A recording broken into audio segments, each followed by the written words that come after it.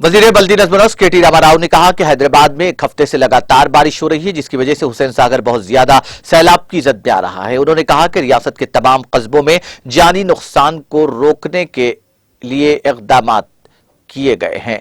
वजीर केटीआर ने वजीर तलसानी श्रीनिवास यादव और special chief secretary municipal administration Arvind Kumar के साथ हैदराबाद के हुसैन सागर में सैलाब की सूरत हाल का मुआयना किया। इस मौके पर उन्होंने मीडिया से बात करते हुए कहा कि बारिश का मौसम शुरू होने से पहले ही नहरें गाद से भर गई थी। ये बात सामने आई है कि तालाबों में पानी की सतह कम होने को यकीनी बनाने के लिए एहतियाती तदाबीर इख्तियार की गई है। उन्होंने कहा कि शहर में SRDP के निफाज से पहले नशीबी इलाके सैलाब का शिकार थे। वजीर केटीआर ने मशवरा दिया कि अगर मुमकिन हो तो अपोजिशन जमातों को राहती सरगर्मियों में हिस्सा लेना चाहिए। उन्होंने कहा कि बारिशों पर सियासत करना दुरुस्त नहीं। सैलाब से मुतासिरा इलाकों में रिलीफ कैंप कायम किए जाने का इंकशाफ हुआ है। उन्होंने कहा कि जानी नुकसान को रोकने के लिए इक़दामात किए गए हैं। हैदराबाद में 14 पुलों की मंजूरी दी गई है। बाद वजीर केटीआर ने मूसाराम बाग में मूसा नदी पर पुल का मुआयना किया। वजीर केटीआर ने रियासत भर में बारिश से मुतासिरा कस्बों की सूरत हाल पर